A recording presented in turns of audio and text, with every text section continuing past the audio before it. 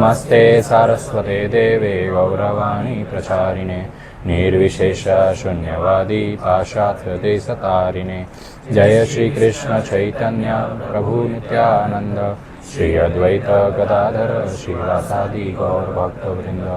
हरे कृष्णा कृष्णा कृष्णा हरे हरे, हरे राम राम राम हरे हरे।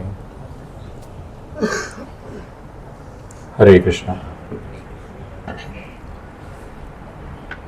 तो हम श्रीमद् भागवतम की कथाएं कर रहे हैं। तो हमने 9 स्कंद श्रीमद् भागवतम की कथाएं कर ली है। 9 स्कंद में से आज हम 10वां स्कंद शुरू कर रहे हैं। 10वां स्कंद जो है वो कृष्ण कथा है। भगवान कृष्ण की सारी दिव्य लीलाएं, भगवान की हस्तिनापुर की लीलाएं हैं, मथुरा की लीलाएं हैं, वृंदावन की लीलाएं हैं, इत्यादि इत्यादि बहुत सारी लीलाएं हैं भगवान की। तो श्रीमद् भागवतम का सबसे लेंदी, हमारी भाषा में लेंदी, बहुत बड़ा स्कंद है। 10वां सबसे बड़ा स्कंद है 10वां स्कंद। जब सुखदेव गोस्वामी परीक्षित महाराज को 10वें स्कंद में बताते हैं किस प्रकार भगवान का अवतार हुआ, भगवान कृष्ण स्वयं आए, तब परीक्षित महाराज कहते हैं कि आप शॉर्ट में मत बताइए, मुझे कृष्ण कथा पूरी बताइए, डिटेल में। I want to know about Krishna in detail. Parikshit महाराज कहते हैं कि आपको, सुखदेव गोस्वामी को कहते हैं कि आपको लग रहा होगा इतने दिन से मैं कथा सुन रहा हूँ, ना मैं सोया हूँ, ना मैंने कुछ खाया पिया है, आपको लग रहा होगा मेरे को नींद आ रही है, मैं थक गया हूँ, मैं भूखा हूँ, परंतु ऐसा कुछ भी नहीं है। हरि की कथा जो मैं इतने दिनों से सुन रहा हूँ, इसकी वजह से मेरी जो है आत्मा तृप्त हो गई है। अब मुझे नींद और भूख की आवश्यकता नहीं है। फिर परीक्षित महाराज ऐसा कहते हैं कि ऐसा कौन इस संसार में व्यक्ति है जो अपनी आत्मा का हत्यारा बनना चाहेगा। अर्थात आत्मा का हत्यारा क्या होता है? जो व्यक्ति अपने शरीर को खत्म करना चाहता है वो खाना पीना छोड़ देता है। एक बहुत सारे तरीके हैं शरीर को खत्म करने के। उसमें से एक तरीका है कि शरीर को यदि आहार न मिले तो शरीर का मृत्यु हो जाएगा हमारा। उसी प्रकार यदि आत्मा को भी आहार न मिले तो आत्मा का भी मृत्यु हो जाएगा। अभी आत्मा का आहार क्या होता है? दैट इज हरि कथा, जो आत्मा का ओरिजिनल आहार है। जब हरि कथा मिलती है तब आत्मा संतुष्ट रहती है। पर हमने तो भागवतम, श्रीमद् भगवद गीता में सुना है, कृष्ण ने कहा है कि आत्मा को तो कोई काट नहीं सकता, कोई मार नहीं सकता, कोई जला नहीं सकता, कोई डुबा नहीं सकता, आत्मा तो शाश्वत है। तो कोई कैसे अपनी आत्मा का हत्यारा बन सकता है? तो हम लोग ने बहुत सारी मूवीज या टीवी सीरियल्स देखा होगा। उसमें कभी कभी किसी को कोई गुंडा होता है, वो किसी को पकड़ता है तो उसको आसानी से मारता नहीं, उसको तड़पाता है। यानी कि उस व्यक्ति को खाना पीना बंद कर देगा तो वो बहुत तड़पेगा। मृत्यु भी नहीं, इतनी आसानी से मृत्यु नहीं आती है खाना छोड़ देंगे तो भी। तो वो तड़पता है, उसके सामने उसको खाना दिखेगा, बहुत सारे खाने की वस्तुएं भोग दिखेंगी, परंतु उसको खाना अलाउड नहीं है। जेल में कैद है, हाथ पहुंच नहीं रहा है खाने तक, तो उसका शरीर तड़पता है। तो इससे अच्छा फिर वो प्रार्थना करता है व्यक्ति कि इससे तो अच्छा मेरे को मार ही दो, तड़पने से तो अच्छा है मृत्यु। बोलते हैं सबसे अच्छी मृत्यु, सबसे आसान मृत्यु है हार्ट अटैक की। तुरंत हार्ट अटैक आया, व्यक्ति चला गया, तो ज्यादा समझ नहीं आता। और सबसे दर्दनाक मृत्यु है जल के मरने की। शरीर धीरे धीरे, पहले तो ऊपर का लेयर जलेगा, फिर उसके अंदर का लेयर जलेगा, फिर नसें, मांस, फिर हड्डियों तक वो जलेगा। तो इस प्रकार धीरे धीरे व्यक्ति की बहुत, कहीं घंटों तक वो जलता है, तब जाके मृत्यु होती है। ये सबसे कठिन है, इसको कहते हैं तड़पना। तो वो प्रार्थना करता है व्यक्ति अंदर से, इससे अच्छा मैं मर जाऊं तुरंत, इतना तड़पने से अच्छा है। तो जब आत्मा को हरि कथा नहीं मिलती ना, तब वो आत्मा तड़पती है। इस कलयुग में, इस भौतिक संसार में हम बारंबार जन्म लेते हैं, बारंबार मृत्यु प्राप्त होती है। और भौतिक संसार में इनफैक्ट इतना आलतू फालतू हम एंजॉय करते हैं, समय बर्बाद करते हैं। और आत्मा का जो आहार है, एटलीस्ट कभी कभी हरि कथा सुन लिया, दिन में एक बार नाम जब भगवान का कर लिया, वो इस आत्मा को नहीं मिलता है, तो वो आत्मा तड़पती है। तो यहां कहने का अर्थ ये है कि जो व्यक्ति अपनी आत्मा को मारना चाहेगा, वही जो है, वही व्यक्ति हरि कथा नहीं सुनेगा। तो हम कृष्ण लीला शुरू करते हैं श्रीमद् भागवतम के 10वें स्कंद की। बहुत सारे अलग अलग शास्त्रों में कृष्ण लीला बहुत अलग अलग डिटेल में दी गई है। आज भगवान कृष्ण का जब इस भौतिक संसार में अवतार हुआ, जब भगवान स्वयं गौलोक धाम से इस भौतिक संसार में आए, उससे कहीं हजारों वर्ष पहले इस पृथ्वी पर अनेकों असुरों, राक्षसों और दानवों का राज हुआ करता था, जिससे जो है पृथ्वी माता, पृथ्वी देवी बहुत परेशान हो गई थी। पृथ्वी देवी जो है एक गाय का रूप लेकर ब्रह्मा जी के पास जाती है और बहुत ही अपनी आंखों में अश्रु भरकर ब्रह्मा जी से प्रार्थना करती है कि ब्रह्मा जी मेरी सहायता करिए, पृथ्वी का जो ये बोझ है दानवों का, जो उन्होंने पीड़ा पहुंचाई है, जो मुझसे अब सहन नहीं होती है, आप मेरी रक्षा करिए। तब ब्रह्मा, शिव, इंद्र इत्यादि सारे जो देवगण हैं वे जाते हैं वैकुंठ, भगवान हरि के पास, वह नारायण के पास जाते हैं। वे भगवान नारायण के पास जाके ब्रह्मा जी प्रार्थना करते हैं कि किस प्रकार पृथ्वी पर दानवों का कहर बढ़ रहा है, हर जगह भक्त गाय ब्राह्मण जो है पीड़ा में है, पृथ्वी माता स्वयं गाय का रूप लेकर आई है, याचना कर रही है, भीख मांग रही है कि उसकी रक्षा करो। भगवान विष्णु को ब्रह्मा जी कहते हैं आपको आना होगा रक्षा करने के लिए। तब भगवान विष्णु क्या कहते हैं? भगवान विष्णु कहते हैं कि ये तो मेरे बस की बात नहीं है, मैं नहीं सहायता कर सकता, इस समय जो पीड़ा चल रही है उससे मैं आपको नहीं बचा सकता। सब शौक हो गए, बोले आप तो हमारे अल्टीमेट गोल हो, हमारे घर में चोरी हो जाए, हम पुलिस के पास जाए, पुलिस के मैं नहीं सहायता, तो कौन सहायता करेगा? तो पुलिस ही ना बोल दे तो सहायता कौन करेगा? भगवान विष्णु कहते हैं कि मुझसे भी एक बहुत ग्रेटर पावर है जो आपकी सहायता कर सकती है। ब्रह्मा जी बोलते हैं हमको तो नहीं पता उसके बारे में, हमको तो लगता था आप ही ग्रेट हो। ये भौतिक संसार में होता है, लोग अपनी छोटी सी दुनिया में इतने सीमित है कि उनको पता ही नहीं है भौतिक संसार के बाहर कितना कुछ दिव्य ज्ञान है, कितनी दिव्य लीलाएं भगवान की हो रही है, क्या क्या ब्रह्मांड में चल रहा है। लोग अपने में ही खुश है, बस सुबह जैसे तैसे 9-10 बजे लोग उठते हैं, थोड़ा नहा लिया, चाय बिस्कुट खा लिया, अपने धंधे पे गए, काम वगैरह किया, पूरा दिन घिसा पीटी किया, रात को आया, वापस खाना खा के सो गया। यही घिसी पीटी रेगुलर लाइफ है लोगों की ये, और आप लोग के मेजोरिटी रिलेटिव्स की यही लाइफ है। क्या बोलते हैं उसको? Rat race. रेट रेस बोलते हैं चूहों की दौड़। सब उठ रहे हैं, अपना कार्य कर रहे हैं, वापस जाके सो जा रहे हैं। आहार, निद्रा, है मैथुन, बस 4 चीजों में जानवरों के जैसे लगे हुए हैं। ये अपनी छोटी सी दुनिया में हम कैद है। तो ब्रह्मा जी कहते हैं कि कौन है वो ग्रेटर पावर, कौन है वो अल्टीमेट गोल जिसके बारे में आप वर्णन कर रहे हैं, कृपया हमको भी लेके जाइए वहां पर।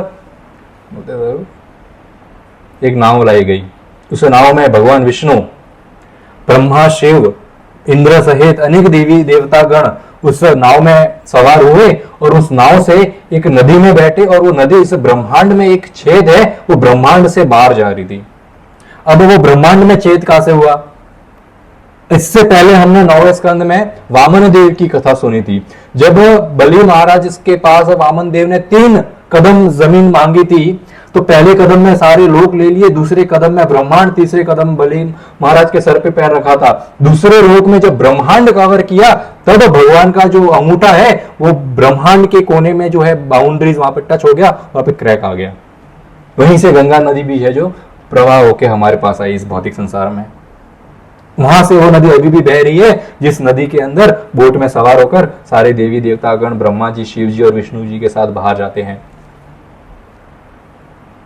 जब इस भौतिक संसार को, इस ब्रह्मांड को छोड़कर सब देवी देवता जब बाहर जाते हैं, तब उनको अपना ब्रह्मांड जो है वो कुटज फल के जैसा दिखता है। व्हाट इज कुटज फल? फिग। फिग फिग पता आपको? फिग फ्रूट, अंजीर का फल कुटज कहते हैं उसको। तो उस समान उनको अपना ब्रह्मांड नजर आता है, और ऐसे अनेक कुटुज फल उनको पूरे कॉस्मोस में दिखते हैं अलग अलग। और इस प्रकार वे कहीं मिलियन योजन आगे उस नदी में जाते हैं, तब उनको 8 दिव्य शहर दिखते हैं। हायर बींग्स, हायर पावर जो होती है उनके प्लैनेट्स होते हैं, और वो प्लैनेट्स जब क्रॉस करके नदी में आगे बढ़ते हैं, तब उनको एक तेज रोशनी दिखती है। और उस रोशनी को जब पार करके जाते हैं, अब ये रोशनी क्या है? ब्रह्म ज्योति, जिसके बारे में सारे वेद बताते हैं, शास्त्र बताते हैं। शास्त्र ब्रह्म कहते हैं, कृष्ण को भी ब्रह्म कहते हैं, ब्रह्म ज्योति को भी ब्रह्म कहते हैं। समझदार व्यक्ति को समझने की जरूरत है कि किसका वर्णन किया गया है। छोटा बच्चा जब होता है, उत्पन्न होता है, तो उसके लिए सर्वश्रेष्ठ सबसे पहले सिर्फ माता का प्रेम होता है। फिर थोड़ा सा होशो आवाज उसको आता है, तब उसको पिता के बारे में समझ आता है।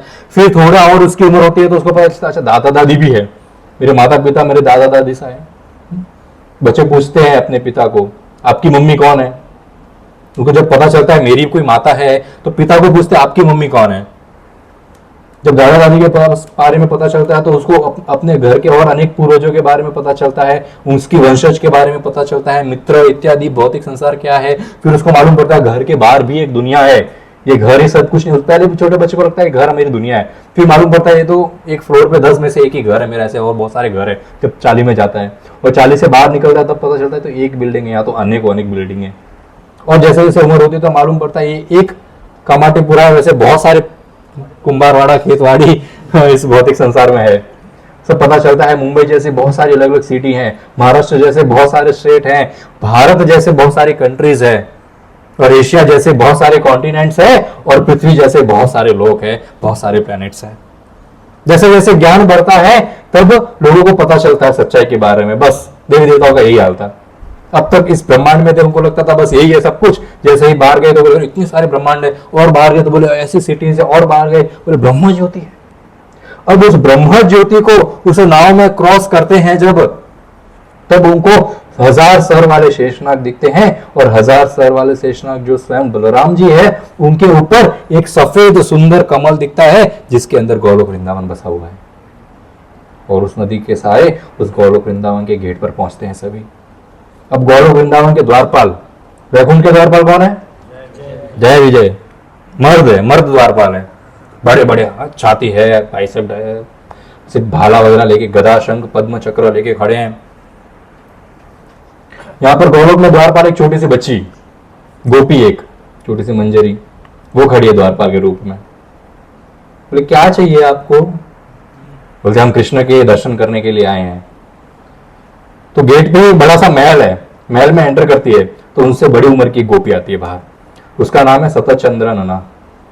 तो सतचंद्र नना आती है बाहर, हाथ में स्टिक है, और बहुत ही ऊंची आवाज में पूछती है कौन है आप लोग और कहां से आए हैं? ब्रह्मा जी शौक हो गए, ब्रह्मा को कोई पूछ रहा है कौन है और कहां से आए हैं। सब देवी देवता कहते हैं। सतचंद्र नना पूछती है कि आप यहाँ पर क्यों आए और कौन से ब्रह्मांड से आए ये बताएं।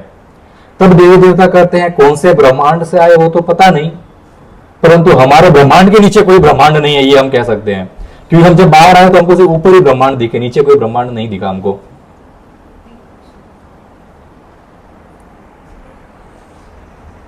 तब वो गोपी कहते हैं कि आप लोग को इतना भी अक्ल नहीं है, इतने सारे ब्रह्मांड है इस भौतिक संसार में, और आप लोग अपने ही छोटे से ब्रह्मांड में संतुष्ट है।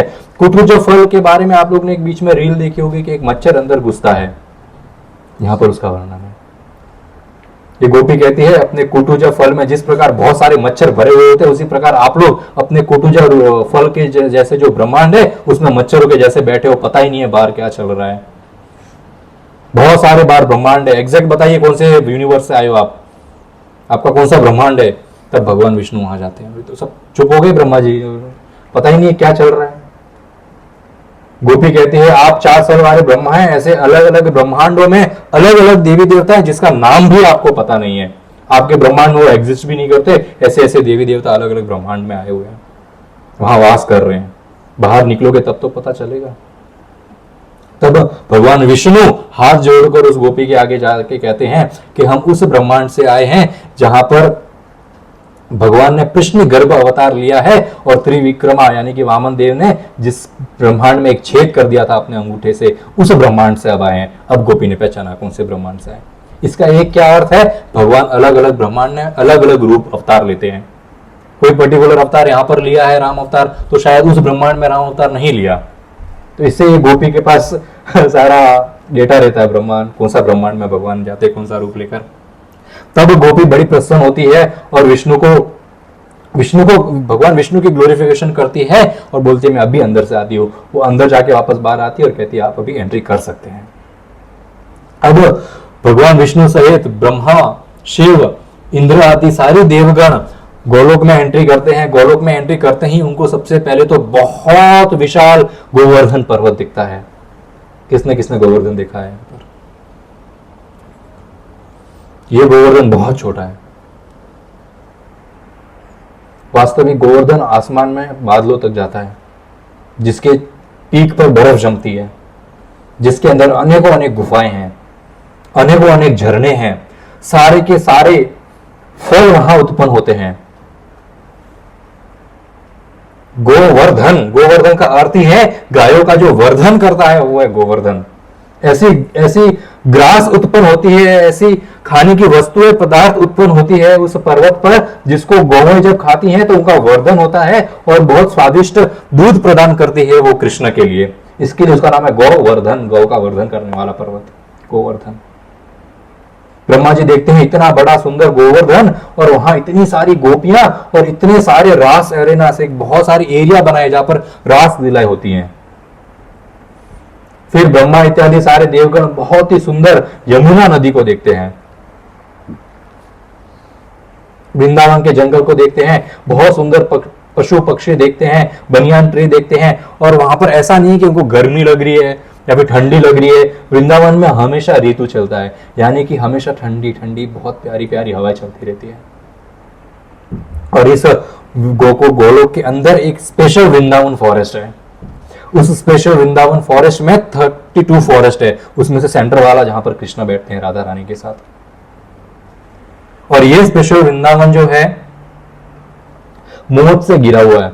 मोट पता है आपको, एक पैलेस बनाए जाते हैं, उसके इर्द गिर्द एक खड्डा किया जाता है जिसमें पानी रहता है, दुश्मन एंट्री न कर सके। हालांकि यहाँ पर कोई दुश्मन नहीं है, पर फिर भी इर्द गिर्द ऐसा बनाया हुआ है, पानी से घिरा हुआ है वो वृंदावन पूरी तरह से। उस मोट को जब क्रॉस करके सारे देवी देवतागण अंदर जाते हैं तो राधा कृष्ण के यहाँ पहुंचने के पहले 7 द्वार आते हैं जो हीरे जवाहरात मोती से जड़े हुए हैं।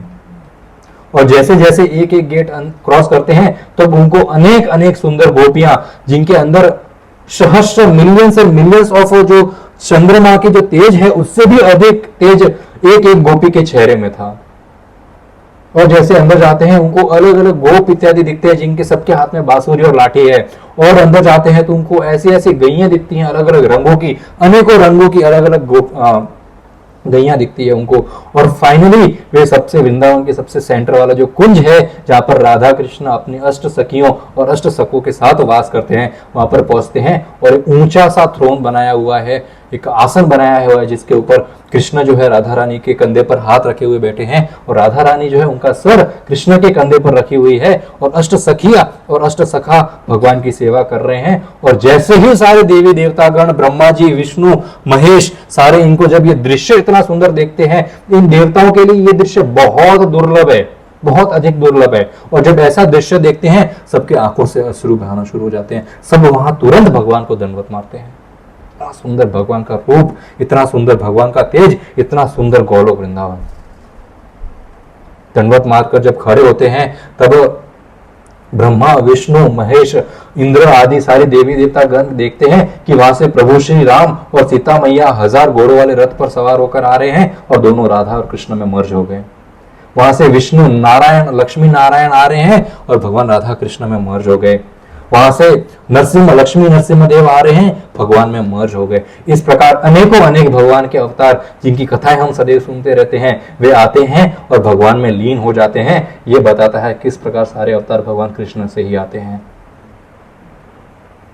कहां वर्णन किया गया है ये? गर्ग संहिता में। गर्ग संहिता क्या है? गर्ग मुनि की कही हुई संहिता। गर्ग मुनि कौन है? जिन्होंने साक्षात भगवान राधा और कृष्ण की लीला वृंदावन में देखी है। और वे वसुदेव जो है उनके कुल के गुरु है, जिन्होंने कृष्ण और बलराम का नामकरण किया है।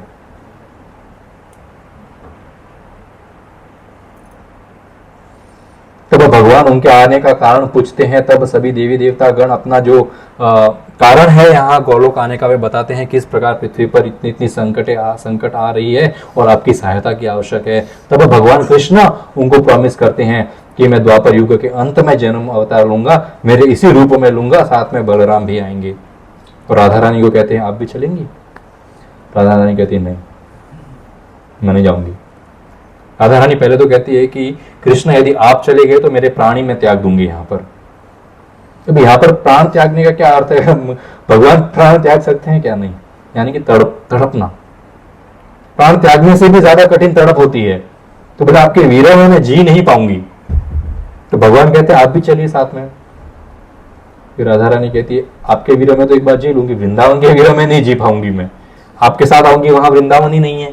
भगवान कहते हैं यहाँ से मैं पूरा गोलोक वृंदावन जैसा यहाँ पर है वैसा का वैसा पृथ्वी में भेजूंगा। कौन गया यहाँ से वृंदावन? Very good. वृंदावन दिखता है साधारण सा कोई टाउन है ऐसा लगता है, परंतु यदि कथा सुनी जाए गोलोक धाम की, कैसे ये वृंदावन उत्पन्न हुआ है, तब वास्तविक वृंदावन के दर्शन होते हैं। यदि वृंदावन के दर्शन करने हैं तो आंखों से नहीं हो सकते, वृंदावन के दर्शन कानों से किए जाते हैं। वास्तविक वृंदावन यहां से देखा जाता है। राधा रानी कहती है मुझे वृंदावन चाहिए, मुझे गोवर्धन चाहिए और मुझे यमुना देवी चाहिए। ये तीन वस्तुएं हुई तो आऊंगी, अदरवाइज नहीं आऊंगी। भगवान राधा रानी की खुशी के लिए तुरंत उसी समय गोवर्धन को पृथ्वी पर भेज देते हैं, यमुना देवी को पृथ्वी पर भेज देते हैं और वृंदावन धाम को पृथ्वी पर भेज देते हैं। और फिर आगे भगवान प्रॉमिस करते हैं कि लक्ष्मी देवी स्वयं रुक्मिणी का रूप लेके आएगी, दुर्गा देवी स्वयं जामवंती बन के आएगी, तुलसी सत्या बन के आएगी, वसुंधरा सत्यभामा, दक्षिणा लक्ष्मणा, विरजा कालिंदी, रीभद्रा, जानवी मित्रविंदा। 8 पटरानियां कृष्ण की, द्वारका की। ये सारे जो गोलोकवासी है उनका नाम लेते, ये सब बन के आएंगे। अब पृथ्वी पर क्या प्रॉब्लम चल रही थी? कंस का कहर था। भोग डायनेस्टी के राजा हुए उग्रसेन और उग्रसेन का पुत्र हुआ कंस। अब उग्रसेन तो बहुत अच्छे सभ्य राजा, बहुत अच्छे व्यक्ति थे। उनकी पत्नी थी पद्मावती, कंस की माता। अब इतने अच्छे राजा, भक्त राजा के कुल में ये राक्षस कैसे पैदा हो गया? पद्मावती एक बार अपने मायके गई हुई थी पिता के वहां पर, और अपने पिता के महल में जो गार्डन होते हैं वहां पर वो घूम रही थी। तब ऊपर से एक यक्ष, जो राक्षस है, यक्ष जाता है और पद्मावती को देखकर आकर्षित हो जाता है। तब अभी यक्ष पद्मावती के सामने जाएगा तो पद्मावती उसको नहीं देखेगी, तो यक्ष ने क्या किया, महाराज उग्रसेन का रूप ले लिया और पद्मावती के सामने चला गया और उनके साथ रहने लगा। पद्मावती को पता नहीं चला और इस दौरान वो गर्भवती हो गई और कंस का जन्म हुआ। अब कंस का पावर देखा जाए, यदि आप शास्त्र पढ़ेंगे, कंस बहुत पावरफुल था। पृथ्वी पर जितने राक्षस, भूत, प्रेत इत्यादि थे, सबको हराकर उन्होंने अपना फ्रेंड और सेवक बनाया हुआ था। राजा अभी भी उग्रसेन ही थे, कंस राजा नहीं थे, परंतु आतंक बहुत था कंस का। और कंस की एक कजिन सिस्टर थी जिनका नाम था देवकी, और देवकी से वो अत्यंत प्रेम करता था। कंस जो है देवकी से अत्यंत प्रेम करता था और देवकी का विवाह हुआ वसुदेव से। और जब देवकी का विवाह वसुदेव से हुआ, जब विदाई की गई देवकी की, तब रथ, जो घोड़ा गाड़ी होता है, उसका जो सारथी होता है वह स्वयं कंस बना। इतना प्रेम है अपनी बहन से कि मैं घोड़ा भी मैं चलाऊंगा और उनको ससुराल छोड़ने जाऊंगा। इतना प्रेम, राक्षसी प्रवृत्ति का था, परंतु प्रेम तो होता है। और बीच रास्ते ही पहुंचे थे और आकाशवाणी हो गई, मूर्ख कंस, जिस बहन को तू लेके जा रहा है उसका 8वां पुत्र तेरे मृत्यु का कारण बनेगा। अब देखो, इतना प्रेम है बहन से, परंतु राक्षसी प्रवृत्ति ऐसी होती है कि जब खुद का प्रॉफिट होता है वही सबसे ज्यादा प्रेम होता है। यहां पर देख रहे हैं मेरा नुकसान होने वाला है, प्रेम तुरंत खत्म हो गया। अपनी कजिन बहन, सगी बहन के समान है, उसको बालों से पकड़कर रथ से नीचे घीटा। बहुत अत्याचारी था वो कंस। उसने अपनी सिस्टर के बालों से पकड़कर उसको रथ से नीचे घसीटा, दूसरे हाथ से तलवार ली और गला काटने वाला था अपनी ही बहन का। मूर्ख व्यक्ति है, इतना नहीं समझ रहा। 8वें पुत्र की भविष्यवाणी हुई है, बहन थोड़ी मारने वाली है। परंतु वो बुरी प्रवृत्ति के, राक्षसी प्रवृत्ति के लोग होते हैं ना, वो हमेशा ऐसे होते, उतावले, अभी सब खत्म कर दूंगा। अरे सबर कर, सोच ठंडे दिमाग से, क्या बोला है, क्या होने वाला है, नहीं। तो वहां पर वसुदेव थे, देवकी के पति। वसुदेव बहुत ही सज्जन व्यक्ति थे। वसुदेव के पास इतना समय नहीं था कि फोन करे पुलिस को, बोला कौन सी पुलिस थी वहां पर। जब पुलिस ही आप पर आक्रमण कर रही है तो आप किससे पास रक्षा के ले जाओगे। तो वसुदेव को तुरंत कुछ सॉल्यूशन निकालना था इस मुसीबत से बचने का। तो सबसे पहले उन्होंने कंस को ग्लोरीफाई किया कि आप कितने महान हो, आपके पास कितनी पावर है, आपने कितने राक्षसों को अपने अंडर रखा हुआ है और पूरा संसार आपके बारे में जानता है। यदि आप इतने महान होकर एक अबला नारी का मर्डर कर देंगे, हत्या कर देंगे, तो पूरा समाज आपके ऊपर हंसेगा। कंस को कोई फर्क नहीं पड़ा, ग्लोरिफिकेशन कर दिया। अब फिलोसॉफी भी सुना दी, थोड़ा ज्ञान देने की कोशिश करी कि आप मृत्यु से इतना क्यों भयभीत होते हैं, मृत्यु तो एक दिन सबकी आनी है, आज नहीं तो कल हम सब मरने वाले हैं, ये शरीर तो शाश्वत है नहीं, आत्मा शाश्वत है, आत्मा कभी मरती नहीं है, आत्मा सदैव सनातन है, अमर है, हमेशा रहती है। फिर आप आत्मा के बारे में सोचिए, शरीर के बारे में मत सोचिए। कंस को कोई फर्क नहीं पड़ा। अब वसुदेव ने सोचा कुछ तो टेक्निक लगानी होगी, तुरंत बचाना होगा। तो वसुदेव कहते हैं, कंस मैं वादा करता हूं, आपको इसके पुत्र से परेशानी है, देवकी से तो कोई दुश्मनी नहीं है ना, देवकी को छोड़ दीजिए, जैसे ही पहला पुत्र होगा मैं स्वयं अपने हाथों से आपको देने आऊंगा वो पुत्र। भक्त ऐसा होना चाहिए, राक्षस भी जिसके ऊपर बिलीव कर दे रहा है। कंस ने तुरंत देवकी को छोड़ दिया। इतना भरोसा, इतने सज्जन व्यक्ति है वसुदेव, इतने अपने जुबान के पक्के हैं कि ऐसे भक्त हैं भगवान के कि जिनकी बातें कंस जैसे बुरे से बुरे राक्षस भी तुरंत मान ले। तो आपका प्रभाव ऐसा होना चाहिए, भक्ति ऐसी होनी चाहिए कि सामने वाला आपकी बात सुने।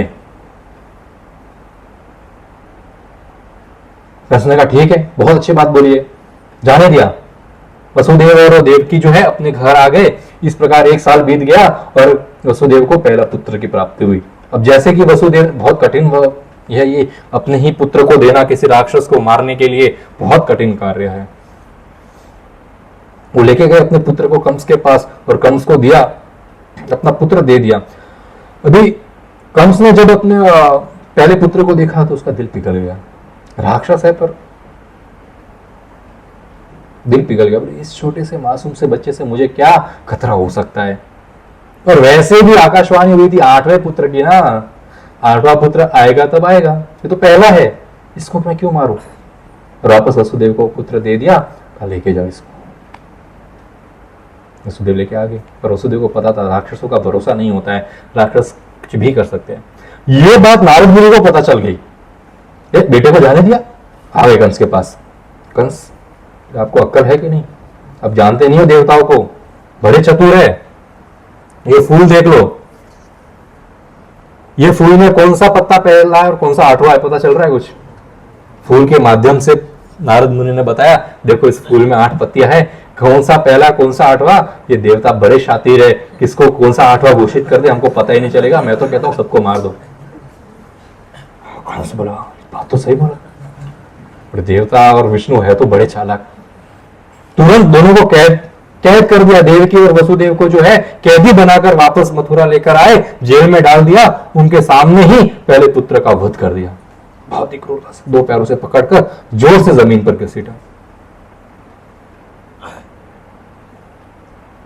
देवकी और वसुदेव का हृदय टूट गया।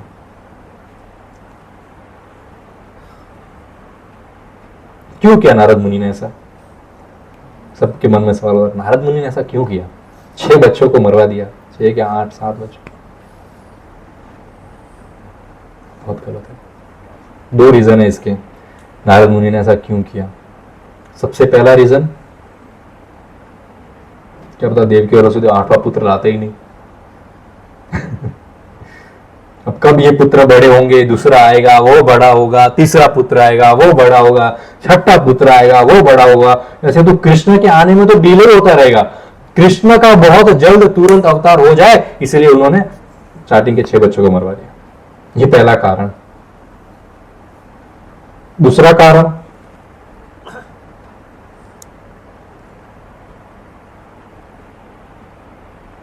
ये 6 पुत्र अपने पिछले जन्म में कालनेमी के पुत्र हुआ करते थे। कालनेमी हिरण्यक्ष का पुत्र था और ये 6 पुत्रों ने कुछ ऐसे हरकत कर दी जिनकी वजह से ब्रह्मा जी ने इनको श्राप दे दिया कि आप 6 के 6 लोगों की मृत्यु जो है अपने पिता के हाथों से होगी। और वो कालनेमी कंस बन के आया और ये 6 पुत्र जो उस समय कालनेमी के पुत्र थे, देवकी और वसुदेव के पुत्र बन के आए और अपने ही पिता के हाथों से 6 के 6 मारे गए। श्राप भी पूरा करना था।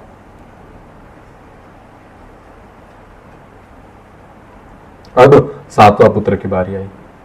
सातवां पुत्र जब हुआ तब वे थे भगवान बलराम। भगवान के फर्स्ट अवतार थे बलराम, स्वयं बलराम जी आए।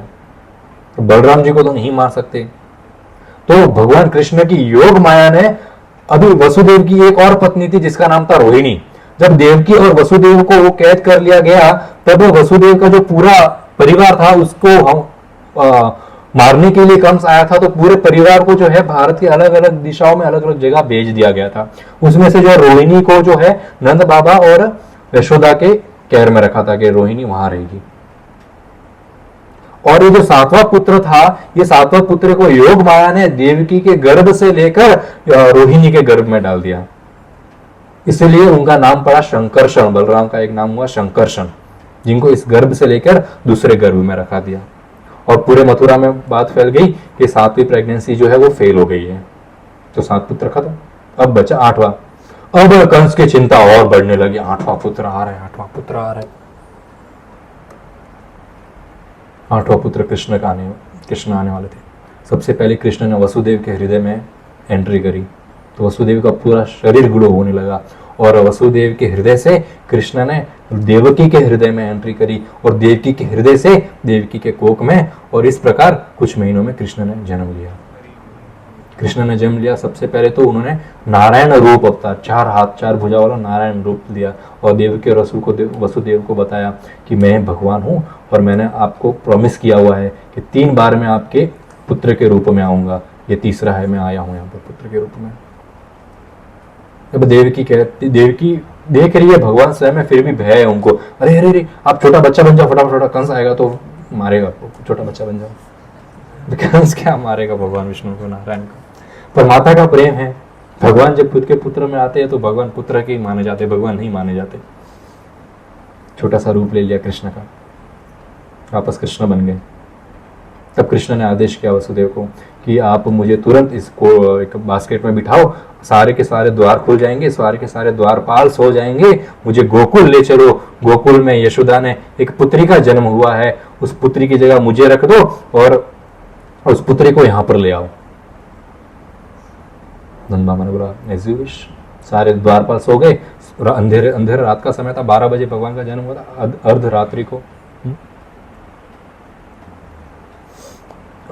जन्म हुआ था भगवान का। द्वारपाल सो गए, भगवान को लेकर जो है वसुदेव टोकरी से बाहर निकल गए जेल से। अब कुछ लोग बोलेंगे क्या हुआ वचन का, बड़ी डींगे मार रहे थे, 8 के 8 पुत्र दे दूंगा, ये तो लेके भाग रहे हैं। कहाँ है वचन, कहाँ है? आपको तो बहुत सत्यवादी होते हैं, तो लोग बोल सकते हैं कि इन्होंने तो अपना प्रॉमिस तोड़ दिया, ऐसे कैसे भक्त हैं। तो यहाँ पर भक्त बताते हैं कि सबसे इंपॉर्टेंट, सबसे बड़ा वचन, सबसे बड़ा सत्य वही है जो कृष्ण ने कहा है, उसके बाद सब आता है, बाकी सब फेल है भगवान के सामने। भगवान ने कहा मेरे को गोकुल छोड़ना है, तो वो फर्स्ट प्रायोरिटी होगी भक्त की। अर्जुन को कहा कृष्ण ने मारो, नियम नहीं है अपने घर के ही बड़े बुजुर्ग लोगों के ऊपर हथियार चलाना, बाण मारना कोई नियम नहीं है, शास्त्र मना करता है। इज्जत करो अपने बड़ों की, शास्त्र कहता है। यहाँ पर कृष्ण ने अर्जुन को मार, भीष्म को भी मार, द्रोणाचार्य को भी मार, दोनों को मारो। ये तो शास्त्र के विरुद्ध है, परंतु भगवान ने कहा है वही शास्त्र है। और यदि शास्त्र भगवान के वचन के बीच में आ रहा है तो ऐसे शास्त्र को भी रिजेक्ट कर देना चाहिए। यही सभी आचार्यों का मत है कि भगवान की सेवा, भगवान की वाणी वो प्रथम है, बाद में सारे शास्त्र है। वसुदेव निकले, टोकरी में कृष्ण को बिठाए और गंगा के किनारे आए, यमुना के किनारे आए, तो बड़ा तूफान आया हुआ यमुना में, पार कैसे करे? अच्छा, तूफान क्यों आया था पता है? मैं बताता हूं। यमुना देवी जो है कृष्ण के चरण टच करना चाहती थी। अब स्थिर रहेगी तो चरण कैसे टच होगा? हाँ, वसुदेव तो ऊपर ऊपर से लेके चले जाएंगे, बोले ऐसा थोड़ी होता है। भगवान आए और ऊपर से चले गए, बोले ऐसा थोड़ी होता है। तो वो उफन रही थी, लहरें उफन रही थी, और जब वो लहरें उफनती हुई भगवान के चरण को टच किया, तब यमुना देवी ने रास्ता बनाया। और भगवान ऊपर बारिश हो रही थी, तो भगवान के छत्र के लिए स्वयं बलराम जी शेषनाग के रूप में हैं, वे आए भगवान के ऊपर छत्र बनकर। योग माया की शक्ति से पूरा गोकुल सो गया था, सब गहरी नींद में थे। तेज बारिश हो रही थी, बिजली कड़क रही थी, और वसुदेव टोकरी में कृष्ण को लिए प्रेगनेंसी रूम में जाते हैं जहां पर यशोदा ने एक छोटी सी पुत्री को जन्म दिया है, वहां पर कृष्ण को रखते हैं, पुत्री को टोकरी में बिठाते हैं और वापस ले आते हैं। अब लोग कहेंगे कि जन्म हुआ था पुत्री का तो यशोदा को डाउट नहीं आया, मेरी पुत्री हुई थी, पुत्र कहां गया? तो ऐसा कहते हैं कि यशोदा का जब प्रेगनेंसी था तो कहीं लंबे समय तक वो गर्भ डिलीवरी हो ही नहीं रही थी, और इस रात जब यशोदा मैया सो रही थी तो नींद में ही डिलीवरी हो गई और योग माया ने जन्म ले लिया था। तो पता ही नहीं चला पुत्र हुआ कि पुत्री हुई। और इनफैक्ट हमारे छठ गोस्वामियों के शास्त्र तो ये बताते हैं कि यशोदा के कोख से केवल पुत्री नहीं, पुत्री और पुत्र दोनों का जन्म हुआ था, यानी कृष्ण और उनकी सिस्टर दोनों तुरंत वहां पर सामने आए थे। और जो मथुरा में आए थे वो तो वसुदेव थे, वो सब नारायण आए थे। और जब वसुदेव नारायण को लेकर जाते हैं तो ये नारायण कृष्ण के अंदर वापस मर्ज हो जाते हैं, जैसे वास्तविक गोलोक में ब्रह्मा जी ने देखा था लक्ष्मी नारायण आकर कृष्ण में मर्ज हो गए। यहाँ पर ये कृष्ण जो बाहर बाल रूप में आए थे वह नारायण, वो वास्तविक कृष्ण में मर्ज हो गए। यहाँ पर वसुदेव जो है योग माया को लेकर गए, वापस द्वारपाल सब जाग गए, गेट वेट लॉक हो गया और फिर बच्चे की रोने की आवाज आई तो द्वारपालों ने सुना, वे भागकर कंस के पास गए कि बच्चा हुआ बच्चा हुआ। कंस आकर देखते पुत्री है, और उसको क्या, उसको तो 8वां पुत्र मारने वाला है, बोले पुत्री को भी मार दूंगा। एक छोटी सी बच्ची 2 पैर उठाए और पटकने वाले थे, तब वो बच्ची हाथ से फिसल जाती है जो स्वयं योग माया है और पूरा साक्षात दुर्गा का रूप ले लेती है और कंस को कहती है कि तेरा मृत्यु तो ऑलरेडी जन्म ले चुका है, अब तुझे कोई नहीं बचा सकता। ऐसा कहकर योग दुर्गा देवी चली जाती है। आप कंस देवकी और वसुदेव के पैरों में गिर गया, माफ करो मुझे, मेरे से बहुत बड़ी भूल हो गई, मैंने बहुत गलती कर दी, आपके साथ ऐसा किया, मैं तो आपका भाई हूं, भाई समझ के माफ कर दो। ज्ञान दे रहा है, मृत्यु तो हो सकती है, आत्मा शाश्वत है, ये वो। ठीक है, अभी क्या करेंगे, देवकी वसुदेव क्या करें, वहां पर कुछ कर भी तो नहीं सकते। ठीक है, फॉरगिव जाओ, माफ किया, 6 पुत्रों को मार दिया है, पर क्या करेंगे, माफ किया, जाओ। वो आते हैं वापस अपने महल में, कंस आते हैं, अभी उनके कंस के सलाहकार कौन, राक्षस। बोलते कि आप झांसे में मत आओ, राक्षस बोलते हैं। इस संघ का ही असर है सारा। यहाँ पर हम बहुत कथा सुनते हैं, नशा नहीं करना चाहिए, गलत कार्य नहीं करना चाहिए, और यहाँ से बाहर जाकर ऐसे लोगों के साथ संग करते हैं कि तुरंत सब भूल जाते हैं कथा। तो 6 पुत्र तो ऐसा नहीं है 6 पुत्र है, वो 6 पुत्र हमारे हृदय में बसे हुए 6 दोषों है, 6 दोष है, दोषों का कारण है वो, जिसकी वजह से कृष्ण अभी तक जन्म नहीं लिया हमारे हृदय में। वो 6 पुत्र किसको इंगित करते हैं, काम वासना, क्रोध, लोभ, द्वेष, घमंड और मोह। ये 6 दोष हमारे हृदय में है। जब तक ये 6 दोष नहीं निकलेंगे तब तक कृष्ण नहीं आएंगे। जब हम हरि कथा सुनते हैं, नाम जप करते हैं, ये सारे के सारे दोष निकल जाते हैं, तब कृष्ण बलराम को भेजते हैं। बलराम किसके प्रतिनिधि है, गुरु। तब गुरु आते हैं और गुरु हमारे पूरे शरीर को, हृदय को इतना अच्छा स्पेस बना देते हैं, फिर जाकर वहां पर कृष्ण का आगमन होता है। ये कृष्ण अवतार की सच्चाई है। हमारे कथा सुनने से सारे के सारे दोष निकलेंगे। जब दोष निकलेंगे तब हम गुरु को एक्सेप्ट कर पाएंगे, और जब गुरु हमें एक्सेप्ट करेंगे, हम कौन होते हैं गुरु को एक्सेप्ट करने वाले। गुरु जब हमें एक्सेप्ट करेंगे तब कृष्ण हमें एक्सेप्ट करेंगे।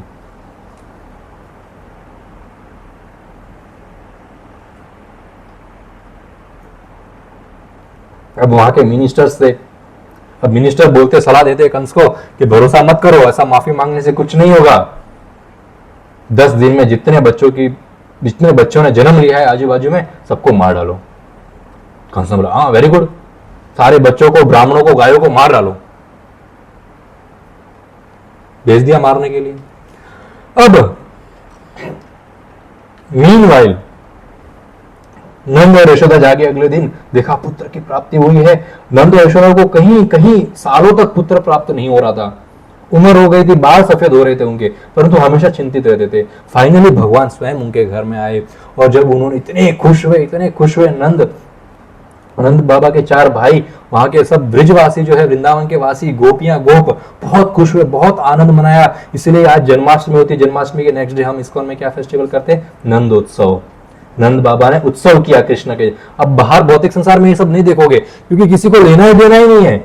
यहाँ जन्माष्टमी के दिन लोग दारू पी के मटकी फोड़ते हैं। बोलो, मटकी फोड़ना ठीक है, दारू पीना ठीक नहीं है। छेड़खानी होती है, गलत कार्य किए जाते हैं, इस तरह फेस्टिवल मनाया जाता है, लोग अपने ही धर्म से दूर जा रहे हैं।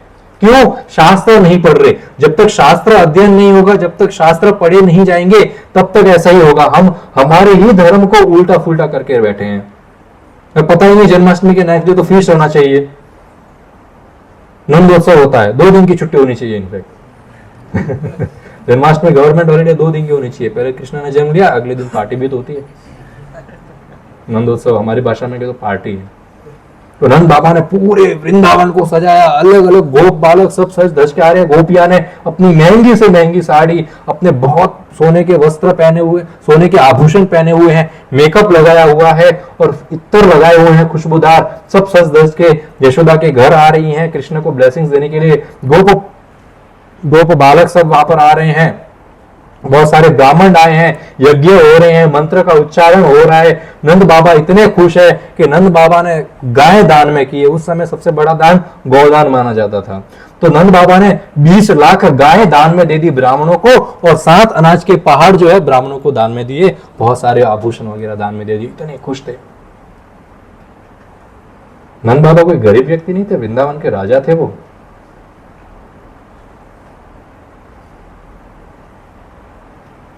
नंद बाबा के पिता और वसुदेव के पिता दोनों भाई थे। नंद बाबा के पिता जो थे उनकी मदर थी वैश्य, और वसुदेव के जो पिता थे उनकी मदर थी क्षत्रिय। उन दोनों ने एक राजा से शादी करी थी। दोनों के 2 पुत्र हुए, एक ने राज का संभाला, एक ने गौ रक्षा करना संभाला। उनके वंश में आए नंद बाबा। राजा थे, बहुत अमीर, पूरा वृंदावन समृद्ध था, कोई गरीब नहीं था वहां पर। जो 20 लाख गाय दान में दे दे वो काय कर। अब इस कुछ दिन हो गए, कृष्ण का जन्म हुआ है, बहुत छोटे से बालक है। अब टाइम आ गया है टैक्स भरने का। नंद बाबा हर समय टैक्स लेकर जाते थे मथुरा में, कंस को टैक्स भरना था वहां पर। तो जो भी उन्होंने अपने बुलक कार से उसके ऊपर बहुत सारे गिफ्ट्स वगैरह, धन इत्यादि जो भी टैक्स के रूप में दिया जाता था वो सारा भरा, और मथुरा गए और कंस को टैक्स दे दिया। अभी वहां पर उनको वसुदेव से भी मिलना था, बहुत अच्छे मित्र है वसुदेव, पर सामने नहीं मिले क्योंकि सुना था कुछ तो यहाँ पर गड़बड़ चालू है। तो सामने मिले तो डाउट हो जाएगा, अरे वसुदेव ने अपना पुत्र इनके घर पे तो नहीं भेज दिया। तो नंद बाबा अलग रास्ते से गए, वसुदेव अलग रास्ते से आए, और वहां पर वसुदेव और नंद बाबा एक दूसरे से मिले, एक दूसरे के बारे में चर्चा की। तब वसुदेव कहते हैं कि कंस ने ऐलान किया है कि जो भी पुत्र यहाँ पर जन्मे हैं उन सबकी मृत्यु होने वाली है, उनको सबको मार देंगे। तो नंद नहीं, उनको आजाद कर दिया, माफी मांगा ना, माफी मांगा, कंस ने माफी मांगकर उनको छोड़ दिया था। अब वो अपना अलग रह रहे हैं मथुरा में। तो वसुदेव आते हैं है कंस के पहरेदारी में। तो वसुदेव आते हैं और नंद बाबा को समझाते हैं कि आप कंस के ऊपर भरोसा मत करो, आपने कंस को खुश किया, ये बहुत अच्छा है, ये भक्त शातिर होना चाहिए, फालतू के लफड़े में नहीं फंसना चाहिए भक्त को। पर कंस तो राक्षस है, मैं टैक्स नहीं दूंगा। अरे टैक्स दो, खत्म करो, अपना भजन करो, खुश रहो।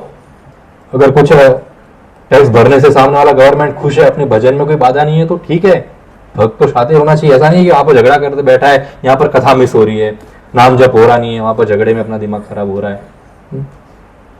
वसुदेव ने नंद बाबा को आप तुरंत जाइए वृंदावन, कंस पता नहीं कैसे कैसे लोगों को, राक्षसों को भेज रहा है यहाँ पर मारने के लिए बच्चों को, आप तुरंत जाइए वृंदावन। अब नंद बाबा वृंदावन आए, उससे पहले वहां पर कौन पहुंच गया? पूतना। अब पूतना को जो है, पूतना बहुत पिशाचिनी राक्षस नहीं थी, उसके ऐसे मैटेड हेयर थे, यानी जटाएं थी, बड़ी बड़ी सी जटाएं थी, उसके बड़े बड़े से दांत थे, आंख जो है कुएं के समान 2 आंखें थी गहरी गहरी, और आंखों की जो पलकें थी वो कोई नाग के फन के समान उसकी पलकें थी। उसके पूरे शरीर पर जहर भरा हुआ था, उसके स्तनों से जो है जहर प्रवाह हो रहा था, और उसने अनेकों अनेक बच्चों को इस प्रकार खाया जैसे चावल खाते हैं, छोटे छोटे बच्चों को।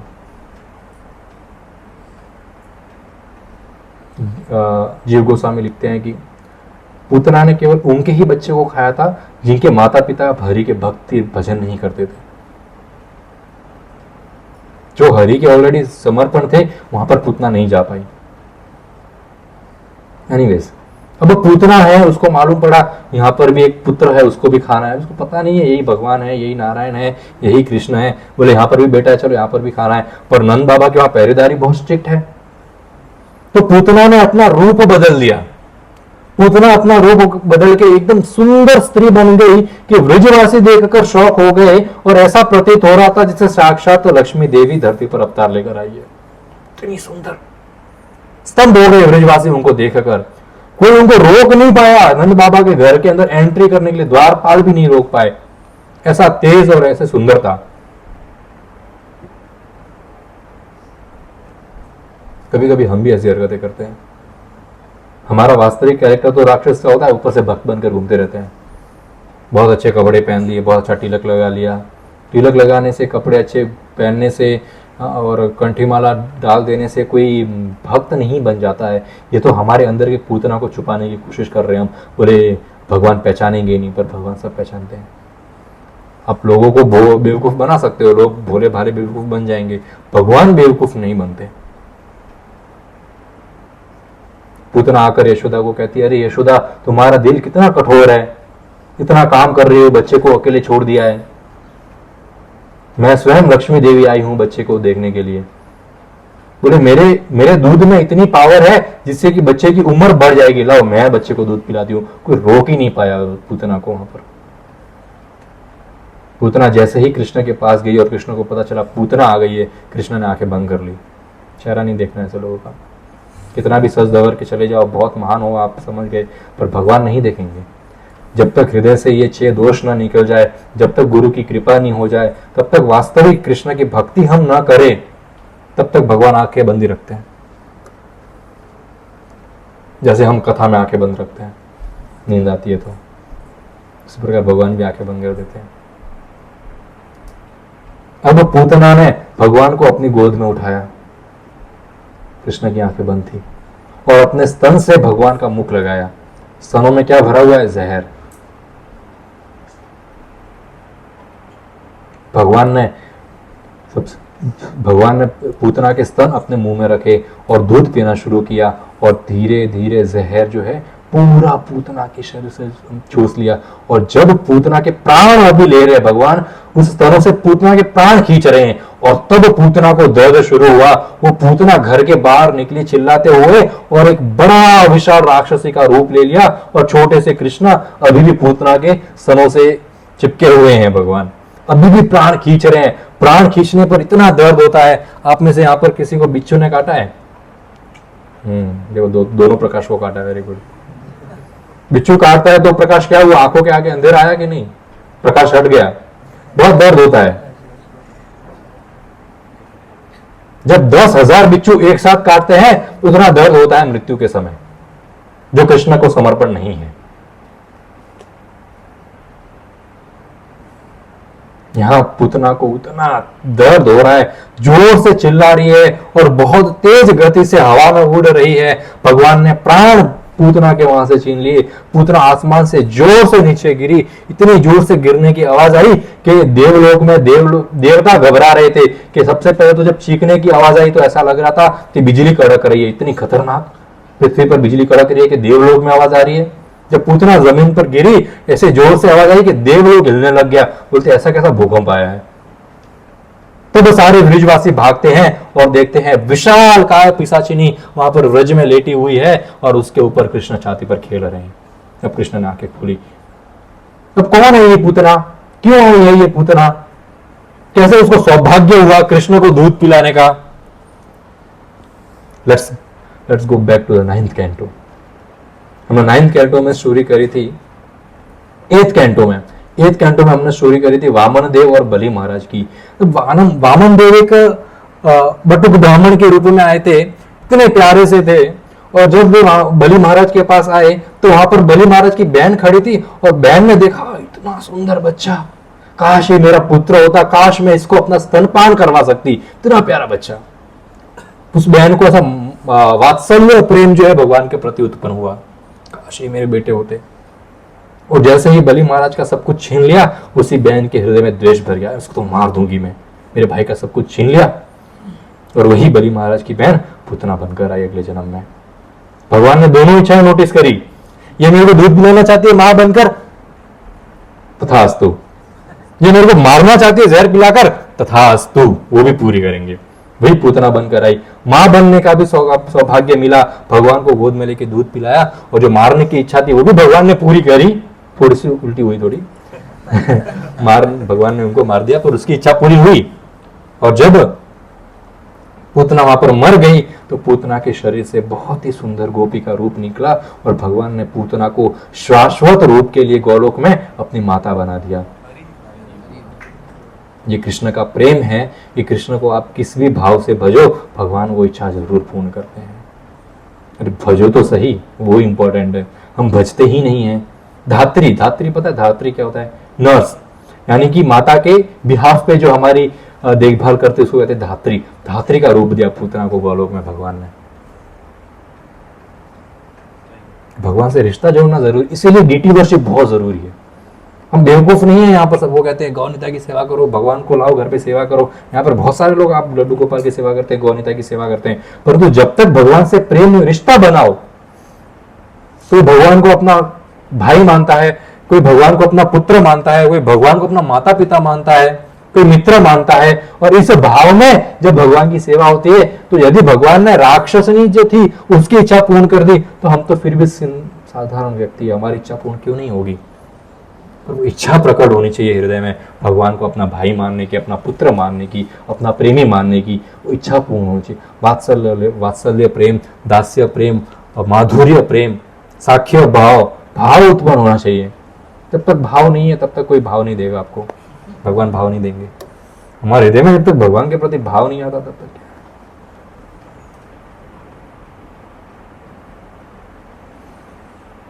अब 3 महीने बीत गए, 3 महीने बीत के भगवान 3 महीने के हो गए। बच्चा 3 महीने का होता है तो करवट बदलता है, तो ये भी एक संस्कार है, बहुत बड़ा उत्सव किया जाता है। बच्चे ने पहली बार करवट बदली,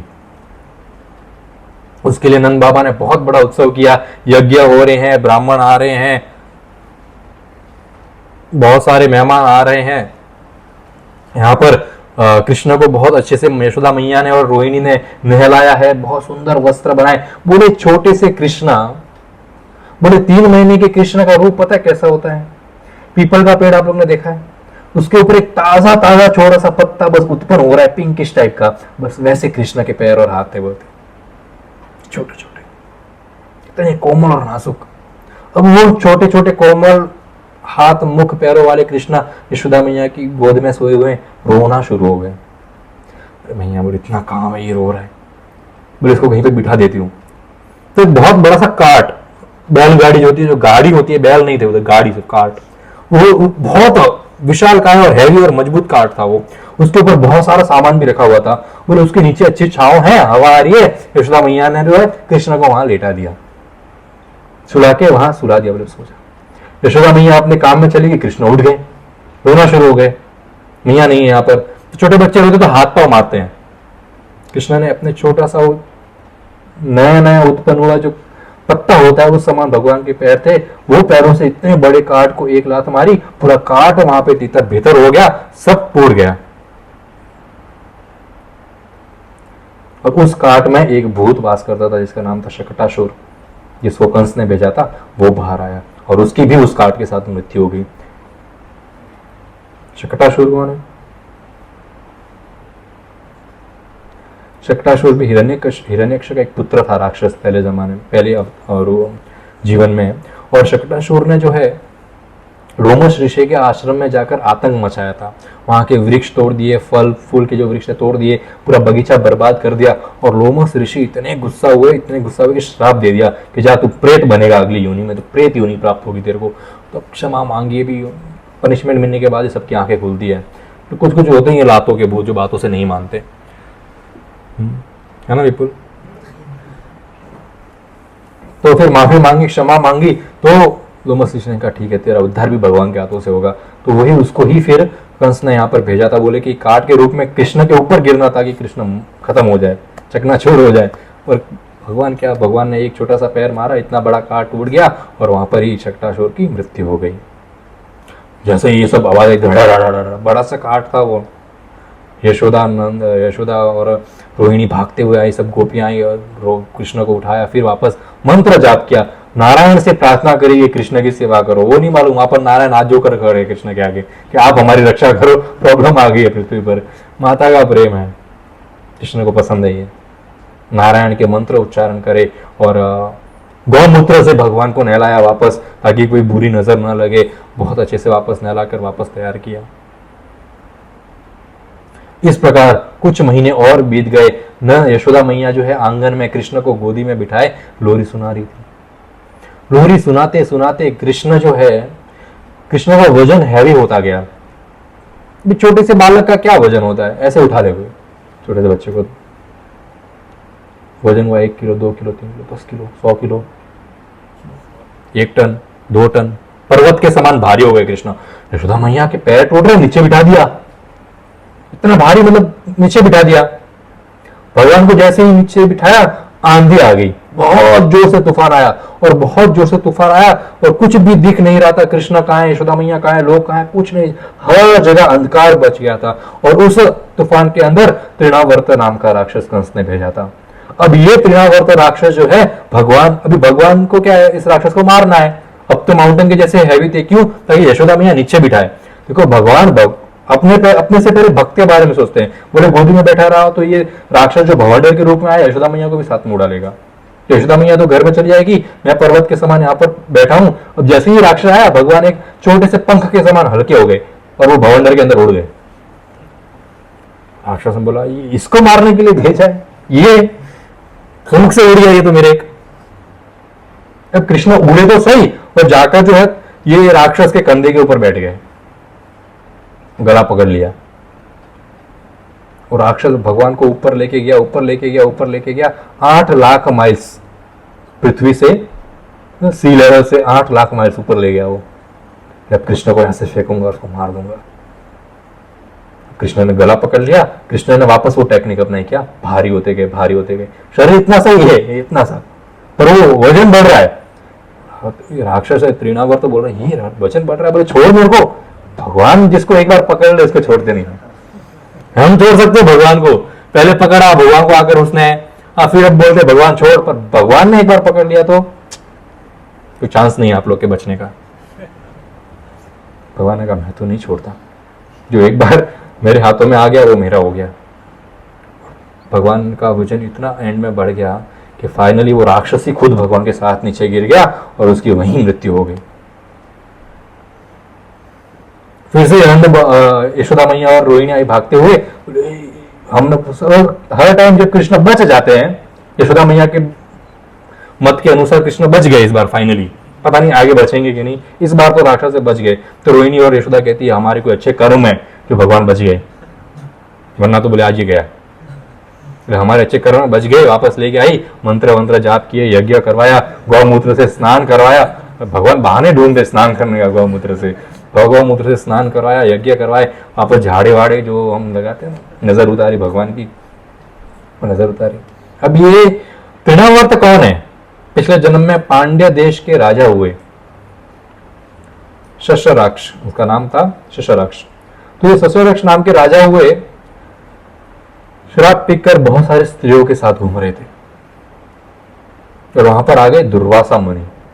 दुर्वासा मुनि आए, स्त्रियां तो वहां से चली गई, ये अपने नशे में धोते हैं, कोई रिस्पेक्ट नहीं है। दुर्वासा मुनि बड़े क्रोधित हो गए, श्राप दे दिया, बोले 1 लाख साल के लिए असुर बन जा। और पनिशमेंट मिलती है तब अक्ल आती है। गिड़गिड़ाए, माफी मांगी दुर्वासा मुनि से। भक्त होते ही हैं दयालु, बोले चलो माफ कर देते, भी श्राप दे दिया, वो तो पनिशमेंट दे दी, पर क्या फायदा, क्या हुआ उसका? यहां पर हरे कृष्णा कृष्णा कृष्णा हरे हरे, हरे राम राम राम हरे हरे, हरे कृष्णा कृष्णा कृष्णा हरे हरे, हरे राम राम राम हरे हरे। पर फायदा क्या हुआ उसका? भगवान से मुक्ति मिली, भगवान के हाथों से मुक्ति मिली।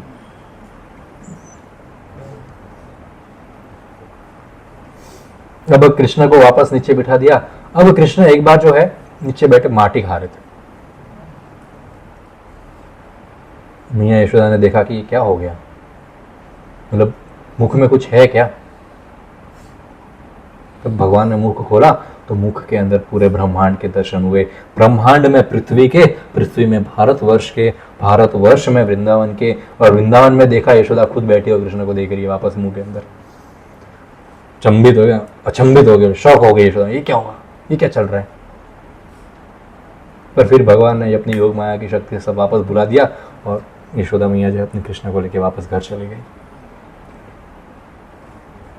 To be continue next.